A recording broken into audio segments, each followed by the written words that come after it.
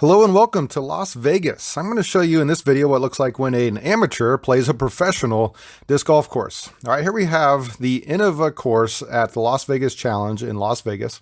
And this is hole 1, 353 feet. However, if you were to go there and play when there's not the tournament, it's more about a 390 foot hole.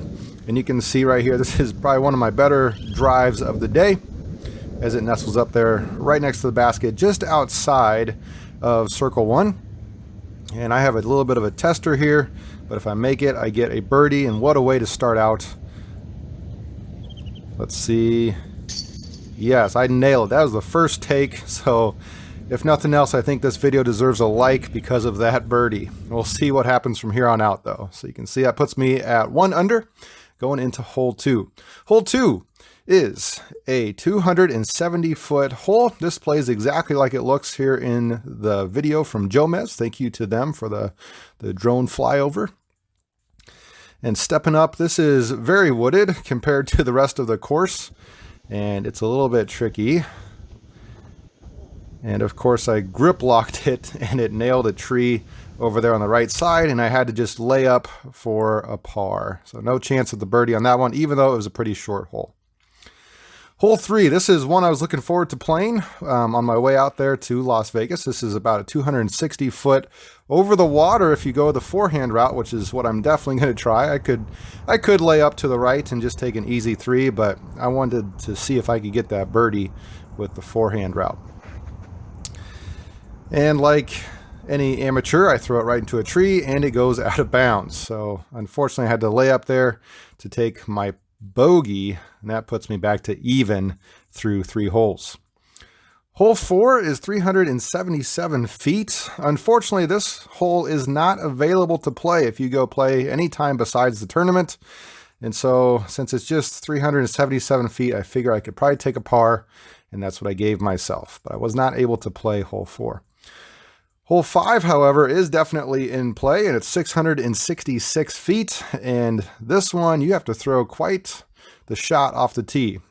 Big Anheuser, there is out of bounds if it was tournament play on the left side.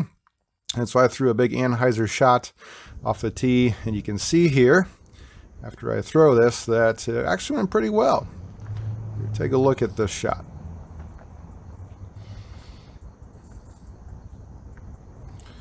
You can see it's swooping back there to the right, and it ends up finishing pretty straight. Have a little bit of a pitch up, and it goes just past the basket. There's a little bit of a drop off on the backside here, and this is a shot that I want back. I missed about a 20-footer, so unfortunately I did end up with a par, even though I had a really good look at the birdie on that hole. Hole 6 is the signature hole here at the Las Vegas Challenge over this water. Only 222 feet, but it plays this island green, and it is scary. You have trees right in front of you off the tee and water right behind that. And so you kind of have to miss those trees you can see there to the right and hopefully get onto the green. It is a water carry all up until about 15 to 20 feet before the basket. And I was a little bit of a wimp here, and I bailed out a little bit early and hyzered to the left. But this left me with a pretty easy pitch up to take a par, and I didn't lose any discs, so that's good.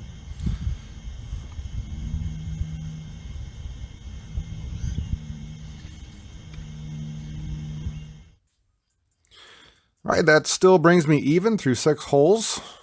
Now, if I was a professional, I'd probably be a little bit better than that, but of course, I was playing this course fairly blind. I kind of had to, you only got one shot as you went there. Since it was on a golf course, there was golfers behind you. Hole 7, this is a pretty long par, or actually a pretty short par 4, I should say. But it does have out of bounds and hazard all over the place. We got water on the right, a sidewalk on the left, and I slipped. I don't know if you saw that or not, but my shot went kind of skyward and it went out of bounds early. Unfortunately, I missed the upshot from the drop zone, but I did land in between these 2 bunkers here, and I have a chance here to save the par. It doesn't really feel like a par, but I did walk away with the 4, which was a par on hole 7 still even through 7 holes. Hole 8 is a pretty fun downhill hole. You start off over a little bit of water still, like we had on that last hole, 427 feet, and it does kind of drift back to the right. So you want to throw something understable that ends to the right here. And so I threw a pretty flippy Thunderbird, a Pro Thunderbird that starts to come back to the right. I thought for sure I hit one of those trees and fell, but I was pretty surprised. I got up here and was kind of mid-circle too. So I thought I might give this a go since I only got one shot at it here in Vegas. And came up just in front of the basket, but that should leave me with a pretty easy tap in to stay even.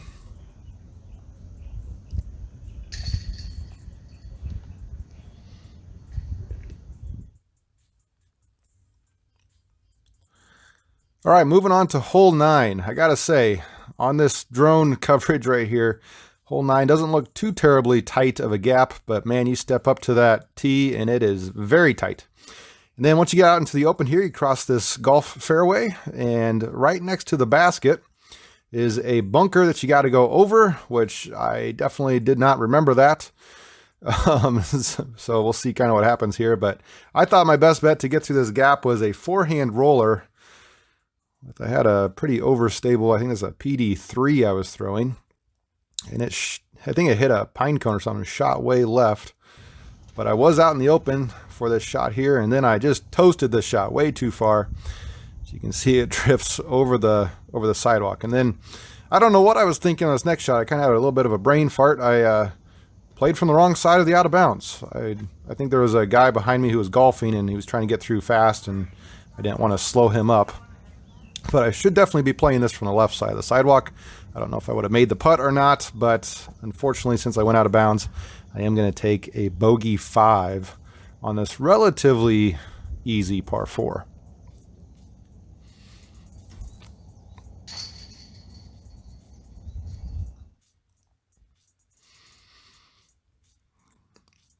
All right, that brings us to hole 10, which again is another hole. This is one of 2 holes, hole 4 and hole 10, which are not playable if you go there anytime besides the tournament. But this is a 721-foot hole. It's a par 4. There's not a whole lot of trouble on this hole. So again, gave myself a par. I would have liked to have been able to play it. I think I would have had a decent chance at the birdie. But since it wasn't there to play, I gave myself the par. That brings us to hole 11. Hole 11 is a 369-foot, again, slightly downhill shot into this little ravine ditch area where there's some water drainage there on the right side. And they cleared out a bunch of trees in the last few years, it sounds like, and so it really opens up kind of the big forehand, or for me, I'm going to go with that Thunderbird again for a little turnover shot. And this is by far my best shot of the day.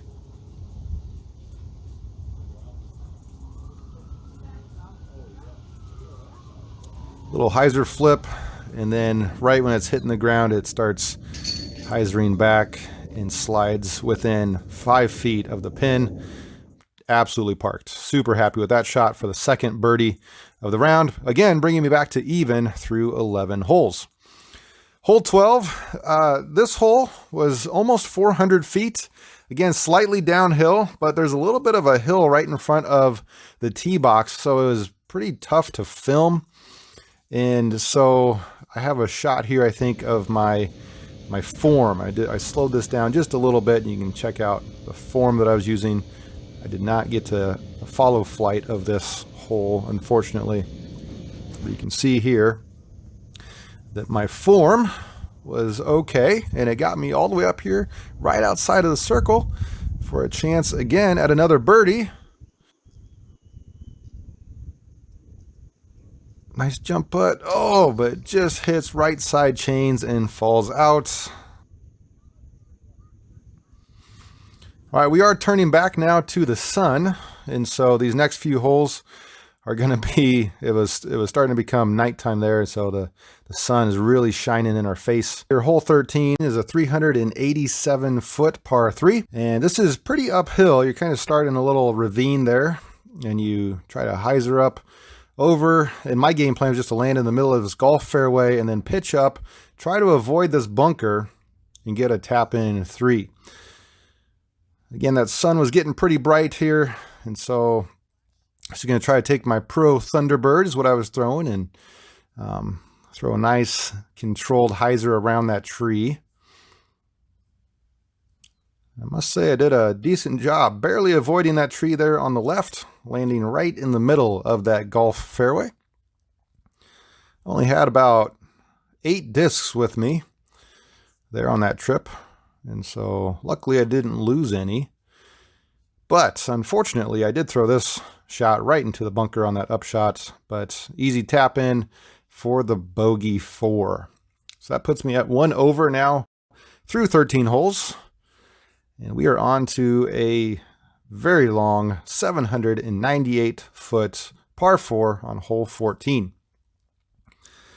I probably cannot get there, especially with this out-of-bounds golf green that you see right here in front of the basket in 2 shots. And so I'm going to definitely play for a par. And I think I'm throwing a Star Destroyer off the tee on this one. And it got a little bit left on me, unfortunately. In fact, I ended up right behind, not like right behind, but had some trees there on the top left in the way. So I have to kind of go out and around. And it's probably a good thing I did. I think I'd end up on the golf green if those hadn't been there. And I must say I was playing this a little bit blind, like I said earlier. And so I just missed that golf green by a few yards. Easy pitch up and then a tap in for the par.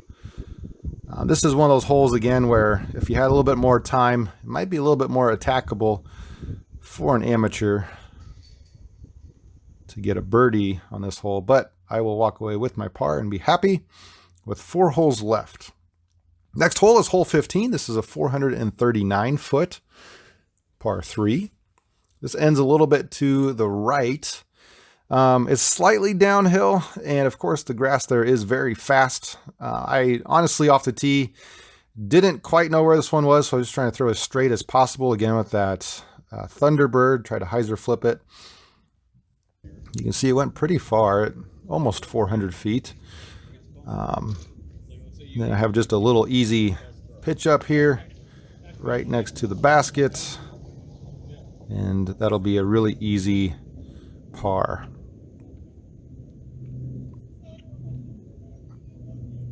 It was also right about this time where my golf cart was starting to beep at me, saying, please return to the clubhouse. As you can see, the sun is about to set, and I don't think they like carts out there on the course after dark. But I must say I was there, and I said I'm not going to not play these last 3 holes. So that moves us on to hole 16 as my golf cart's beeping at me. 888 feet with a little bit of water there on the right as you get close to this golf green, and then the basket behind. A lot of trouble before you get to the hole.